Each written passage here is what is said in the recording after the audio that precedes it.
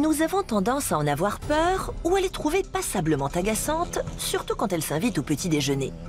Et pourtant, les guêpes remplissent d'importantes missions dans l'écosystème. Quel genre de mission? C'est ce que nous allons découvrir aujourd'hui. Bonjour à tous.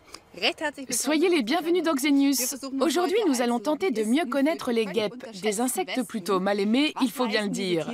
Quel rôle jouent-elles dans l'écosystème et, à part nous taper sur les nerfs, que font-elles toute la journée? Faire trempette dans notre limonade, par exemple.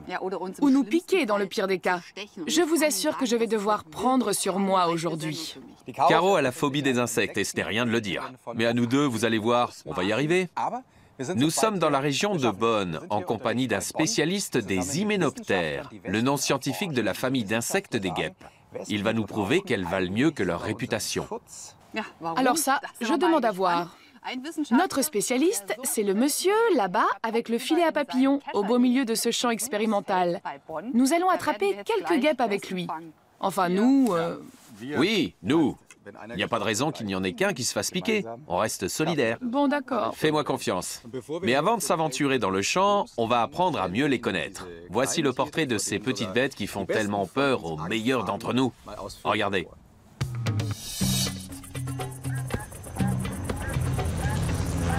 Les guêpes sont plus vieilles que l'humanité. Elles évoluaient déjà sur la planète il y a plus de 300 millions d'années. Mais elles avaient un tout autre aspect. Et ce sont des battantes. Elles ont survécu à l'extinction des dinosaures. Homo sapiens est apparu sur Terre il y a seulement 120 000 ans. Les guêpes lui tournaient-elles déjà autour? C'est probable. À notre époque, si elles raffolent de la confiture, par exemple, c'est parce que le sucre est le carburant qui leur permet de s'activer tout au long de la journée.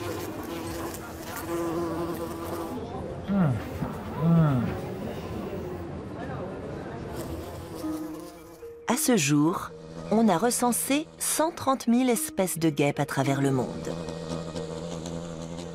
Une minorité est végétarienne, comme ces mazarines. Mais la plupart ne peuvent pas résister à un morceau de viande dont les protéines sont nécessaires à la croissance de leur progéniture. Nous sommes loin de connaître toutes les espèces de guêpes. Les chercheurs font régulièrement des découvertes étonnantes. En 2011, en Indonésie, des biologistes sont tombés sur une guêpe monstrueuse. Elle est 5 fois plus grosse que la guêpe de nos jardins. Ses mandibules sont plus longues que ses pattes avant. À l'autre extrême, la plus petite guêpe du monde a été découverte au Costa Rica en 2013. Son nom, Tinkerbella nana. Elle mesure 1/4 de millimètre. Qu'elle soit capable de voler confine au miracle physiologique. La force et l'atout des guêpes, c'est leur taille resserrée qui leur permet de mouvoir leur abdomen dans presque toutes les directions. Celui-ci est terminé par un aiguillon qui leur sert à paralyser leur proie ou à se défendre. Elles ne sont pas spécialement tendres, comme certains en ont fait la douloureuse expérience, aussi bien des humains que des animaux. L'Europe compte de nombreuses espèces de guêpes. 87 en Allemagne, 137 en France, la différence s'expliquant en partie par le climat méditerranéen. C'est une première pour Gunnar et moi. Depuis que Xenius existe, nous n'avions jamais mis les pieds dans un champ de cumin. Il s'agit d'un champ expérimental appartenant à l'Institut de recherche zoologique de Bonn. Nous sommes en compagnie de Ralph Peters, entomologiste. Ralph, on est là pour capturer des guêpes et je vous avoue que je ne suis pas trop rassurée. Avez-vous un gilet anti-piqûre à me donner ou Une armure? un casque, je sais pas. Non, je n'ai rien de tout ça. Mais ne vous inquiétez pas, ce ne sera pas nécessaire. Parce que les guêpes qui nous intéressent et que nous voulons capturer aujourd'hui ne piquent pas. Ça existe? Oui, Elles n'ont pas d'aiguillon. exactement. Ce sont des tentraides, qu'on appelle aussi symphytes. Et contrairement aux guêpes communes jaunes et noires ou aux abeilles, elles ne possèdent pas de dard venimeux. Cet organe défensif s'est développé au cours de l'évolution. Les tentraides sont des hyménoptères primitifs. C'est pour ça qu'elles ne possèdent pas d'aiguillon. Et qu'est-ce qu'elles mangent? Elles sont phytophages. À l'état de larve, elles dévorent les feuilles. Une fois adultes, elles volent de fleur en fleur et butinent le nectar. C'est pour ça qu'on les cherche dans ce champ. Vous pouvez nous montrer à quoi elles ressemblent? Comme ça, on saura ce qu'il faut chercher. Oui, en voici une parmi d'autres. C'est une tentrède du genre Athalia. Qu'elle est belle. Elle est toute orange. La famille des hyménoptères est très variée. Les guêpes jaunes et noires sont les plus connues. Elles arborent ces couleurs pour prévenir qu'elles sont venimeuses.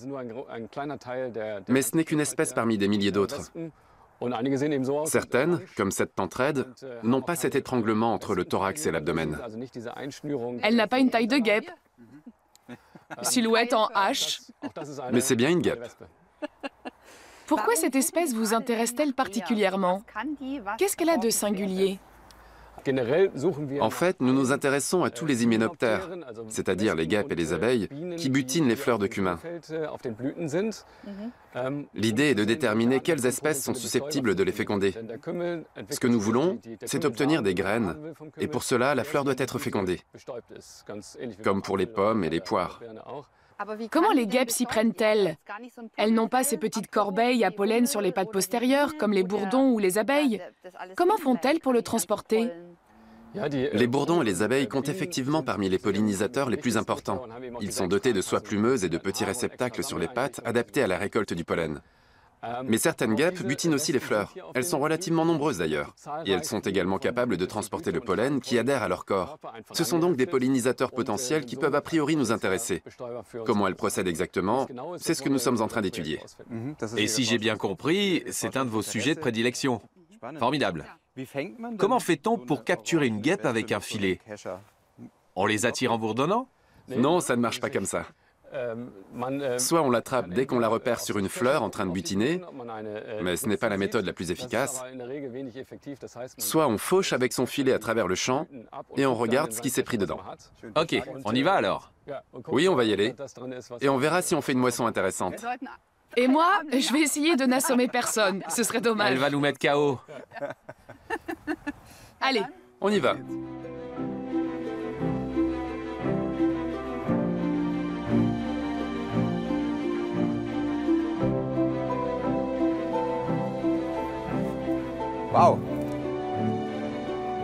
Ce n'est pas celle qu'on cherche. Ah, j'en ai une. Je vais la mettre dans le tube en verre. Comme ça, on la verra mieux. Ah oui, elle est beaucoup plus petite que sur la photo. Elle a un abdomen très coloré. Oui, c'est une belle espèce, je trouve. Je ne vois pas le pollen à l'œil nu. J'imagine qu'il faut un microscope pour le distinguer, non? Ça me paraît indispensable. Il faudra effectivement l'observer au microscope pour détecter la présence éventuelle de pollen et le prélever. Et ensuite, il faudra déterminer de quelle variété il s'agit. Est-ce que c'est du pollen de cumin ou d'autres plantes? Je suppose qu'elle ne survivra pas à ces investigations. Non, malheureusement, elle ne survivra pas. On ne peut pas l'étudier ni prélever le pollen tant qu'elle est vivante. C'est également le seul moyen de déterminer l'espèce avec exactitude, par le biais d'analyses génétiques. Sans test ADN, on ne peut pas en avoir le cœur net. Mais pour ce type d'examen, il faut que la guêpe soit morte. C'est inévitable. Tu n'aurais pas dû sortir aujourd'hui, ma pauvre petite guêpe. Il vous en faut combien pour répondre à toutes ces questions? On en capture autant qu'on peut. Toutes les espèces de guêpes nous intéressent en tant que pollinisateurs potentiels. Après plusieurs campagnes, nous saurons combien elles sont et quel est véritablement leur rôle dans le processus de pollinisation. Des pollinisateurs potentiels? C'est intéressant, ça. Je vais la nommer Frida Cumin. Frida Cumin? Ça a l'air de lui plaire. Enchanté, Frida Cumin. On va la mettre dans la glacière. Oui. Elle bouge encore? Oui, je l'entends. Je suis sûre qu'elle essaye de sortir. Je la comprends. Oh, la pauvre. La petite tentrède que nous emportons au laboratoire est une guêpe tout à fait inoffensive. Elle n'a même pas d'aiguillon. Je dois dire que ça me fait presque de la peine de devoir la sacrifier pour les besoins de la science. En tout cas, je trouve que pour l'instant, on a eu de la chance. On aurait pu tomber sur des frelons. La main dans le nid de frelons. Est-ce bien raisonnable?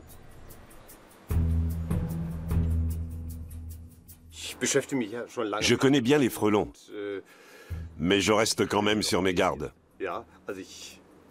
Celui-là n'a pas l'air bien méchant en tout cas. Wolfgang Jenke est apiculteur amateur. Et juste à côté de ses ruches, il a suspendu des nichoirs. Pas pour les oiseaux, mais pour des frelons et autres espèces de guêpes. Dans quel but? Ces insectes sont des auxiliaires très intéressants contre les ravageurs. Ils mangent les chenilles, les mouches.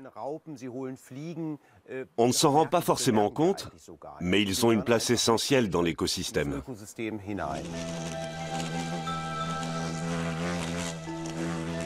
Cette reine de frelons s'est installée dans son logement il y a quelques jours. Elle a commencé la construction du nid et pondu ses premiers œufs. Au début de l'été, elle doit tout faire toute seule. Récolter les matériaux de construction, pondre et nourrir les larves. À l'extérieur, toutes sortes de dangers la guettent. Si la reine meurt à cette période de l'année, même si elle a déjà pondu et que les premières ouvrières sont arrivées, la colonie périclitera. Elle est la seule femelle fertile.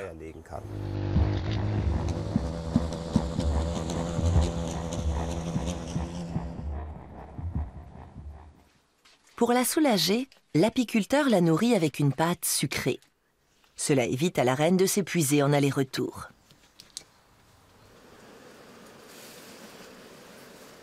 Après l'éclosion d'une petite dizaine d'ouvrières, la reine est sortie d'affaire. Elle ne quitte plus le nid et continue de pondre, entourée des soins attentifs des ouvrières.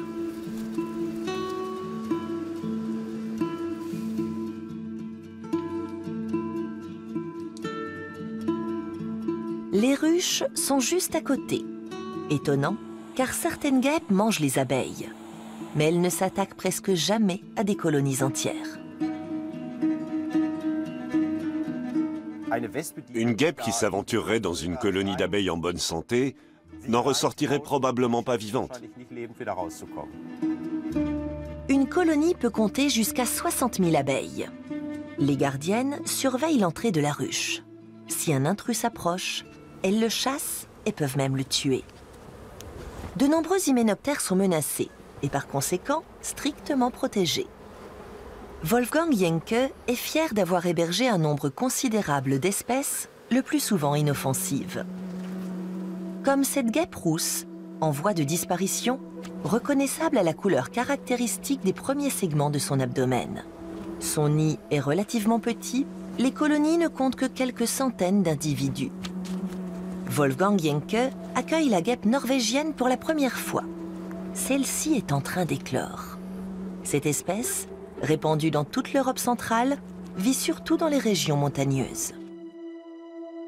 Quelques guêpes saxonnes quittent leur nichoir en quête de nourriture. Les guêpes se nourrissent essentiellement de glucides, d'où leur prédilection pour les fruits et la sève des plantes. Elles ne s'attaquent aux insectes que pour nourrir leur couvain, car les larves ont besoin de protéines animales pour leur croissance. La plupart des espèces de guêpes sont craintives et évitent la proximité des hommes. Ce sont surtout deux espèces, la guêpe germanique et la guêpe commune, qui vivent parmi nous. La vue d'une guêpe provoque souvent un réflexe de peur. Les parents de ce petit garçon ne le laissent jouer dehors que sous leur surveillance, car des guêpes ont bâti leur nid sous le toit de la cabane de jardin. Wolfgang Jenke est venu évaluer la situation. Oui, c'est trop dangereux. Dans la région, c'est lui qui est chargé de relocaliser les nids de guêpes. Il s'agit d'un essaim de guêpe saxonne, une espèce plutôt craintive et absolument pas agressive. Mais même l'ami des guêpes estime qu'il peut y avoir un risque. Le nid va quadrupler de volume. On pourrait le laisser ici si les guêpes n'étaient pas dérangées. Mais si, en jouant, les enfants donnent ne serait-ce qu'une toute petite secousse, les guêpes pourraient se sentir agressées et se défendre.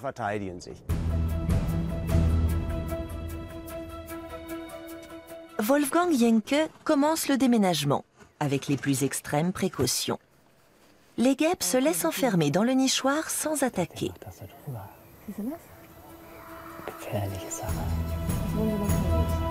Comme plusieurs d'entre elles se sont dispersées, le nichoir restera à l'emplacement de l'ancien nid jusque tard dans la soirée. Ensuite seulement, il sera fermé et déplacé.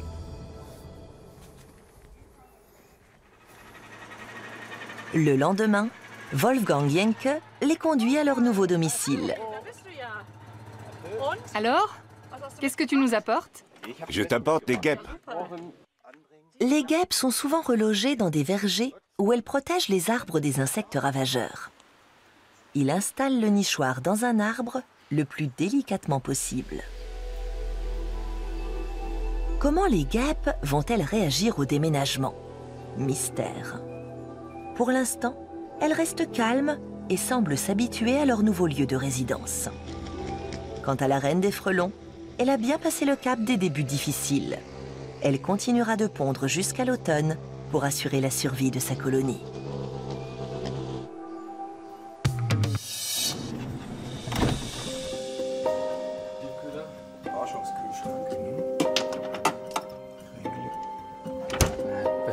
Oh, ich sehe schon.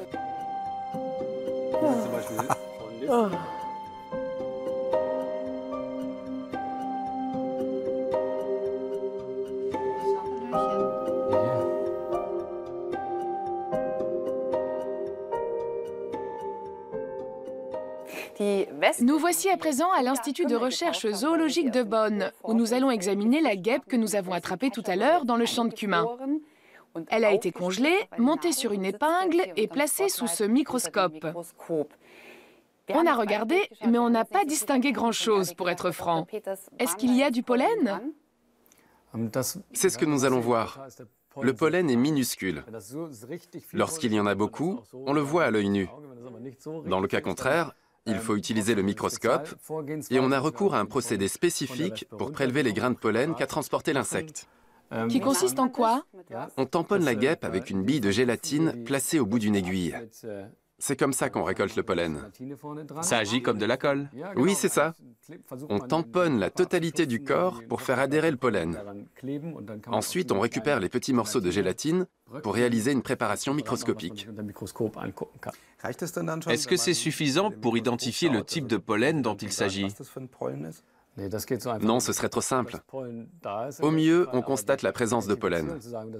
Pour identifier la variété de la plante dont il provient, il faut un microscope plus puissant et faire appel à des spécialistes capables d'observer le pollen au niveau moléculaire, c'est-à-dire d'analyser l'ADN du pollen.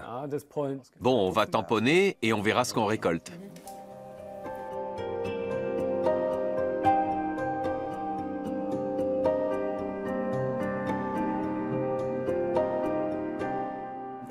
Ensuite, des biologistes prendront le relais. Exactement. Nous sommes des zoologistes. Nous nous occupons des animaux. Le pollen, qui est issu des végétaux, c'est l'affaire d'autres spécialistes. Je me pose une question. Les abeilles sont très menacées. Est-ce que les guêpes pourraient se substituer à elles pour assurer la pollinisation?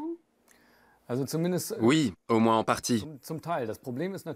Mais il faut savoir que si les abeilles sont menacées, il y a de fortes chances que les guêpes le soient aussi. On observe une diminution du nombre des insectes en général. Comme on ne dispose pas de données suffisamment fiables, on ne sait pas vraiment si les guêpes sont des espèces menacées. Mais si on découvre, par exemple, que cette espèce de guêpe est un pollinisateur potentiel du cumin, il faudra prendre des mesures pour la protéger. Admettons que ce soit le cas. Comment ferez-vous pour la protéger? En plantant plus de cumin? Oui, par exemple. Si on sait quelle variété de plantes attire quelles espèces d'insectes, que ce soit à l'état de larve ou à l'état adulte, on peut décider de miser davantage sur ces plantes et les cultiver en priorité. Ce serait une première option.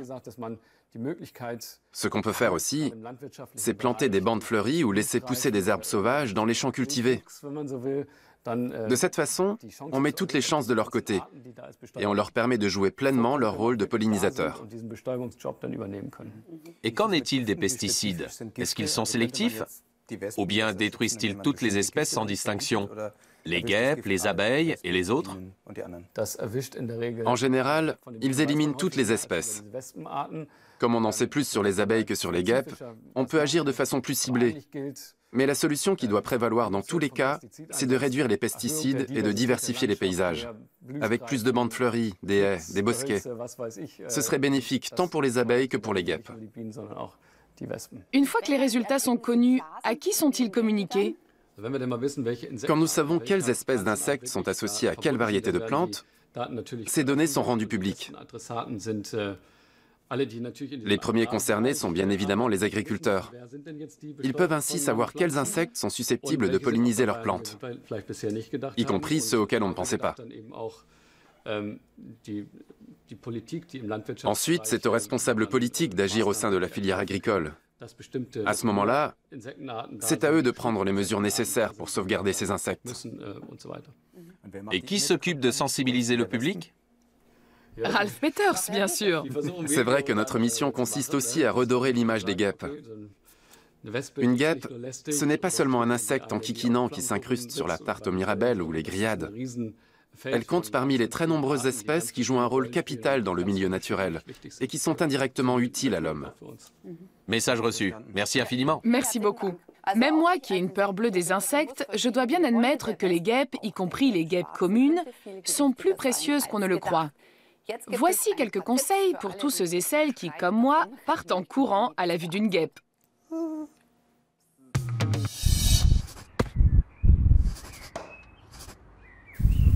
C'est l'été et la saison des barbecues.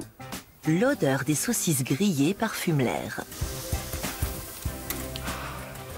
Malheureusement, les humains ne sont pas les seuls à s'en réjouir. Les guêpes ont besoin de protéines animales pour nourrir leurs larves. La viande grillée est donc une véritable aubaine. Dans nos contrées, seules 2 espèces sont carnivores, les guêpes germaniques et les guêpes communes. Et elles peuvent devenir vraiment agaçantes. Qui plus est, elles mémorisent l'endroit où elles ont trouvé de quoi manger. C'est pourquoi il faut recouvrir la nourriture et débarrasser les restes au plus vite. Lorsqu'il fait chaud, on n'a qu'une envie, se baigner. Là aussi, prudence, car les couleurs vives attirent les insectes comme par magie. De même que les parfums, les déodorants et les crèmes solaires. Ce que nous considérons comme des odeurs agréables a le don d'horripiler les guêpes, pour qui les parfums n'ont rien de naturel. Notre conseil, utilisez des crèmes neutres et évitez les serviettes de couleurs vives. Si vous avez quand même la visite des guêpes, pas d'affolement. Les mouvements brusques les rendent nerveuses. Les guêpes ne piquent que si elles se sentent menacées.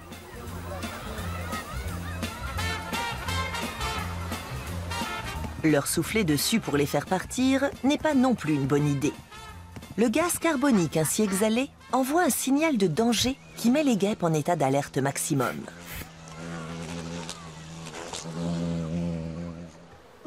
Autre idée reçue, les frelons sont dangereux. Les frelons sont des insectes inoffensifs qui s'enfuient lorsqu'ils sont menacés. Leur venin est par ailleurs beaucoup moins puissant que celui des guêpes. Pour entraîner la mort d'une personne en bonne santé et non allergique, il faudrait des centaines de piqûres, soit plus que le nombre d'habitants d'un nid de frelons. Même en ayant pris toutes les précautions, on peut se faire piquer. On coince une guêpe sans le vouloir et le résultat est très douloureux. Seule solution, anesthésier la douleur. Par exemple, avec un pack de glace. Le froid empêche les nerfs de la peau d'envoyer des signaux de démangeaison au cerveau et l'endroit piqué gonfle moins vite. On peut aussi utiliser un oignon fraîchement coupé qui a une légère action antibactérienne. Car les guêpes mangent parfois de la viande avariée et peuvent transmettre des germes. En résumé, la meilleure attitude à adopter face aux guêpes, c'est de rester calme et de les laisser vivre leur vie.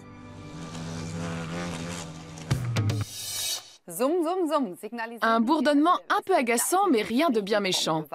Alors restez calme et n'hésitez pas à leur donner un petit bout de saucisse grillée ou une cuillère de confiture. Les guêpes ne sont pas nos ennemis. C'est le message de l'émission d'aujourd'hui. Oui, on a vu qu'elles contribuaient à éliminer les insectes nuisibles et à polliniser les plantes. D'où cette double conclusion.